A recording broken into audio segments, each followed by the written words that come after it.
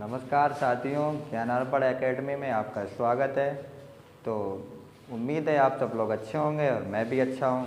तो हमारा लोगों का चल रहा था बाल विकास का सेशन। तो आज से क्या करते हैं, हम लोग सुपर टेट का डेली के शेड्यूल रहेगा हमारा कि डेली सुपर टेट की क्लास आप लोगों को ऑनलाइन प्रोवाइड कराई जाएगी।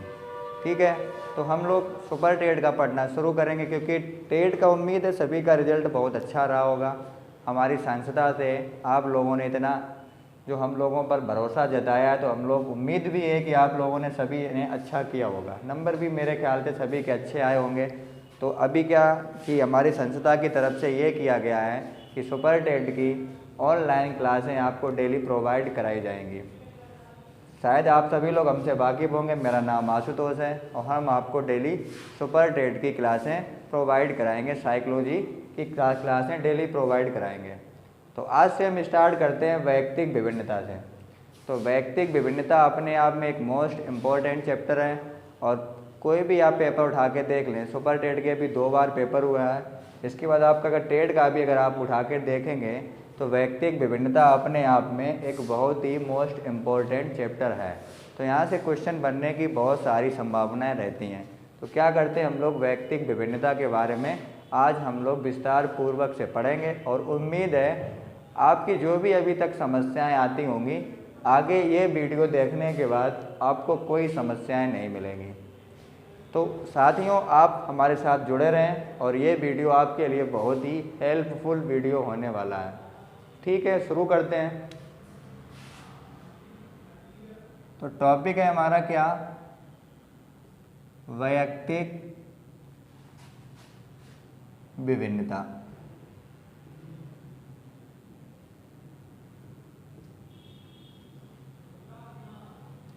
तो वैयक्तिक विभिन्नता के बारे में हम लोग थोड़ा सा जान लेते हैं।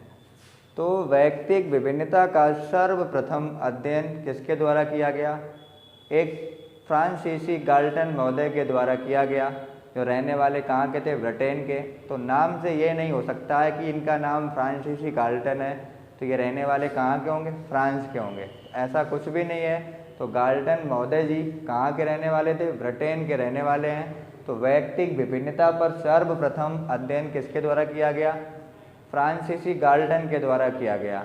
तथा यदि आपसे ये पूछा जाए कि वैयक्तिक विभिन्नता पर सर्वप्रथम वैज्ञानिक अध्ययन किसके द्वारा किया गया, तो वैयक्तिक विभिन्नता पर सर्वप्रथम वैज्ञानिक अध्ययन कैटल के द्वारा किया गया। इसके बाद एक क्वेश्चन और पूछता है कि वैयक्तिक विभिन्नता पर बुद्धि के आधार पर सर्वप्रथम अध्ययन किसने किया? तो बुद्धि के आधार पर सर्वप्रथम अध्ययन, सफल अध्ययन बोल रहा हूँ मैं, तो सर्वप्रथम सफल अध्ययन विनय महोदय ने किया। ठीक है, तो स्टार्ट करते हैं। वैयक्तिक विभिन्नता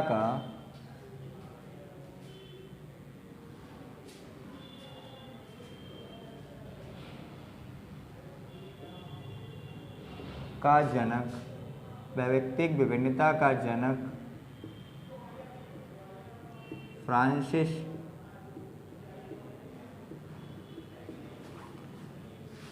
गाल्टन महोदय को मानते हैं।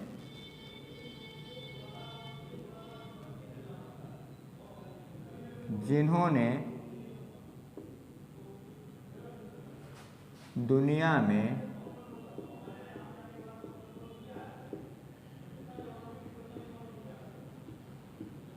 जुड़वा बच्चों पर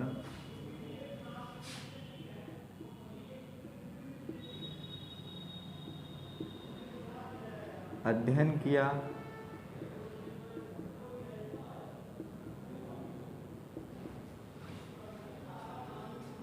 तथा बुद्धि शब्द भी इन्होंने ही दिया तथा निर्धारण मापनी के अंतर्गत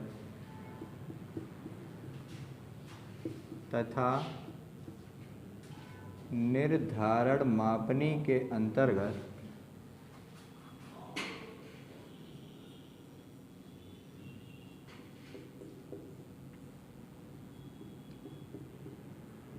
प्रयोग करके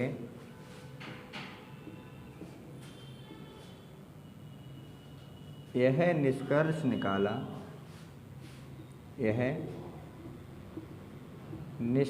निकाला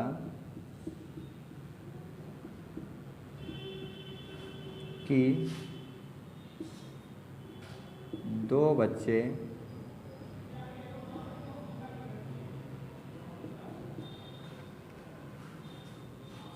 बुद्धि में कभी समान नहीं हो सकते।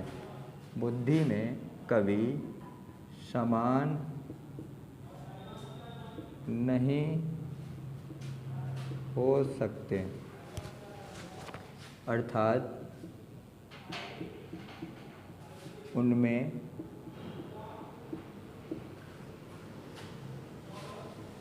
कुछ ना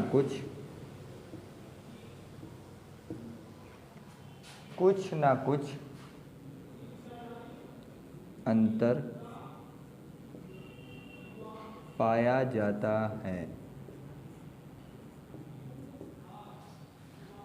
तो गाल्टन महोदय का क्या मानना था कि व्यक्तिक विभिन्नता का जनक किसको मानते हैं? फ्रांसिस गाल्टन महोदय को मानते हैं, जिन्होंने दुनिया में जुड़वा बच्चों पर अध्ययन किया तथा बुद्धि शब्द की भी देन किसकी थी? तो गाल्टन महोदय की थी।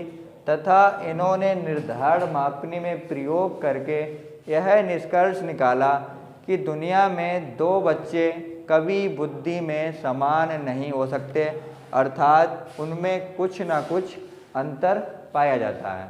ठीक है, अब थोड़ी सी बात ये पूछी जाती है कि इनका जो ये प्रयोग हुआ था वो किस पुस्तक में हुआ था?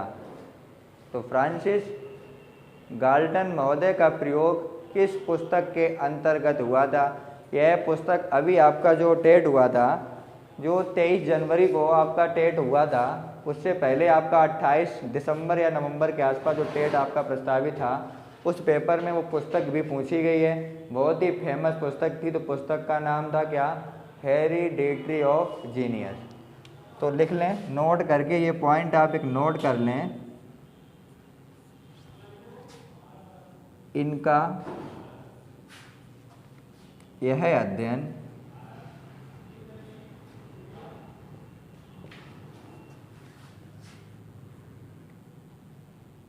गाल्टन की प्रसिद्ध पुस्तक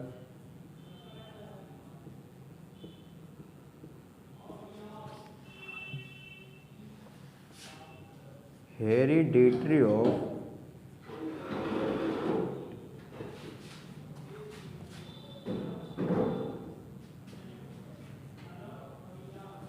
जीनियस में 1885 में प्रकाशित हुआ।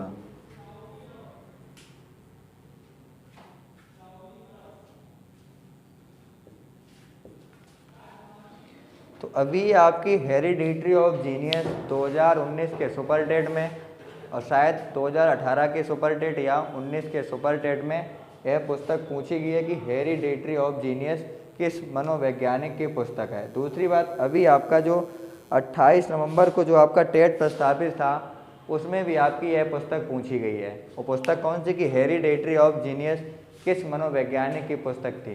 तो हेरिडेटरी ऑफ जीनियस किसकी पुस्तक है? तो गाल्टन महोदय की पुस्तक देन है। अगर आप लोग इसका स्क्रीनशॉट लेना चाहें तो आप लोग स्क्रीनशॉट ले सकते हैं। उम्मीद है कि आपने स्क्रीनशॉट ले लिया होगा।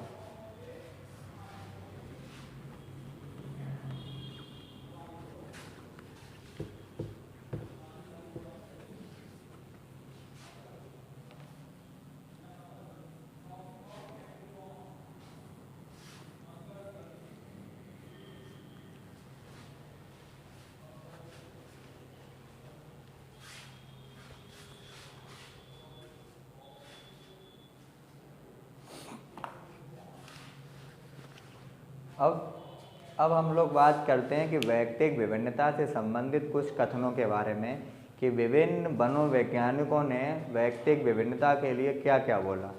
तो हम आइए बात करते हैं कथनों के बारे में। जब वैयक्तिक विभिन्नता के कथन की बात आती है तो सबसे पहले हम बात करते हैं गैसेल महोदय की। इनकी परिभाषा मोस्ट इम्पोर्टेंट परिभाषा है। तो इन्होंने क्या बोला, इन्होंने यह बोला कि वैयक्तिक विभिन्नता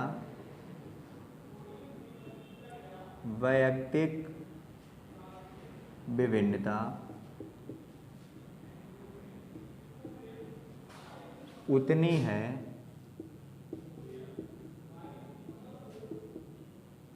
जितनी कि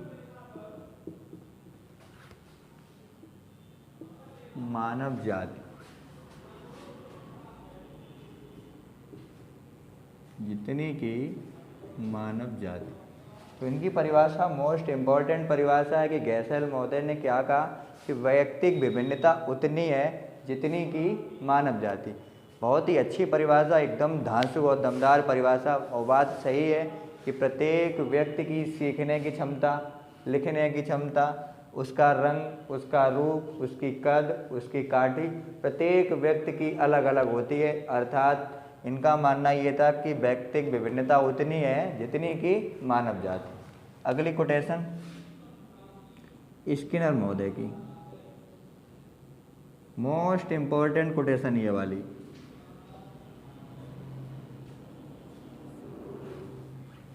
इन्होंने क्या बोला था, वैयक्तिक विभिन्नता में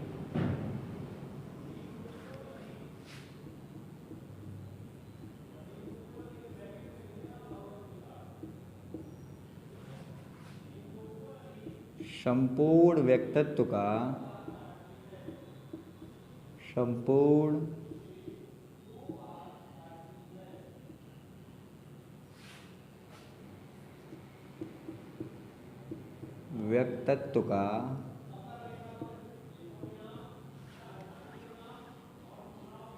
कोई भी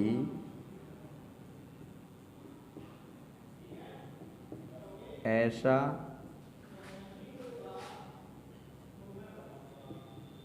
पहलू आ सकता है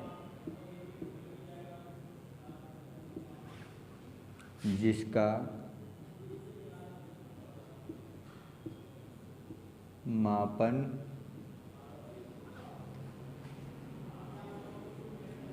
किया जा सके।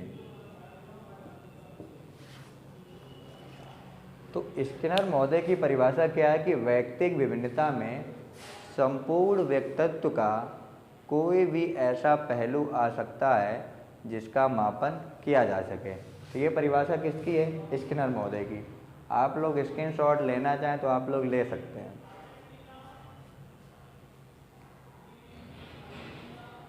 उम्मीद करता हूं कि आपने स्क्रीनशॉट ले लिया होगा। आगे देखते हैं। अब अगली परिभाषा जो हम देखेंगे वो किसकी देखेंगे, टायलर महोदय की।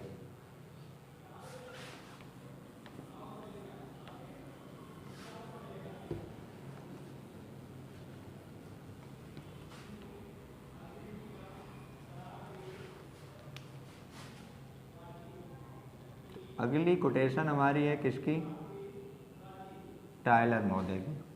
तो टायलर महोदय का क्या मानना था, वैयक्तिक विभिन्नता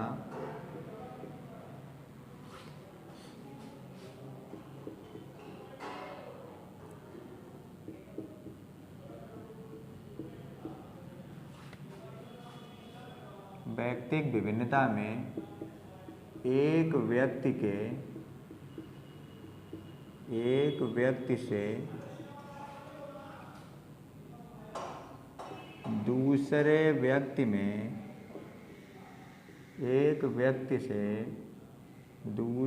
व्यक्ति में अंतर इतने साफ नज़र आते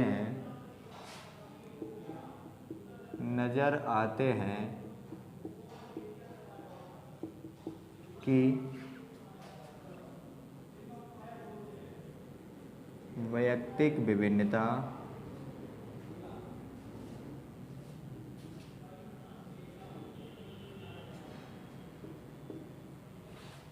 सार्वभौमिक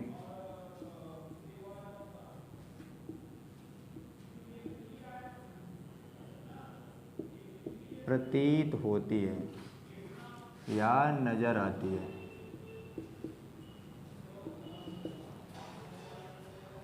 तो टायलर महोदय का क्या मानना था कि वैयक्तिक विभिन्नता में एक व्यक्ति से दूसरे व्यक्ति में अंतर इतने साफ नज़र आते हैं कि वैयक्तिक विभिन्नता सार्वभौमिक नज़र आती है या प्रतीत होती है। अगली कोटेशन है हमारी जेम्स ड्रेवर की।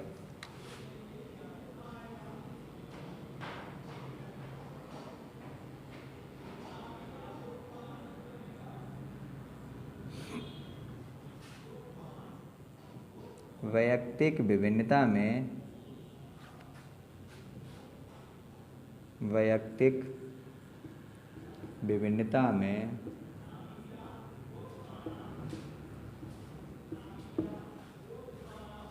एक व्यक्ति के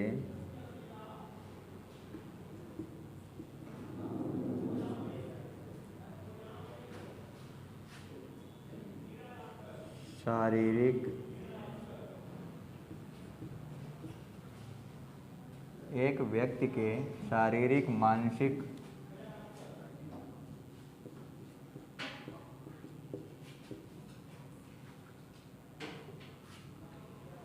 एक व्यक्ति के अपने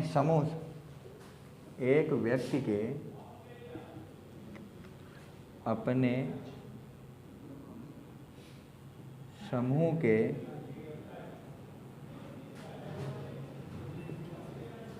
सदस्यों से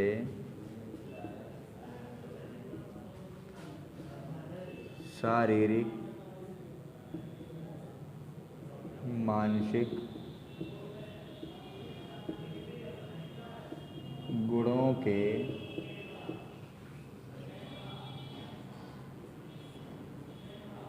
औसत से जो विभिन्नताएं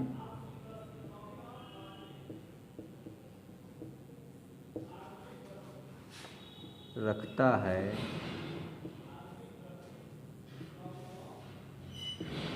उसे वैयक्तिक विभिन्नता कहते हैं।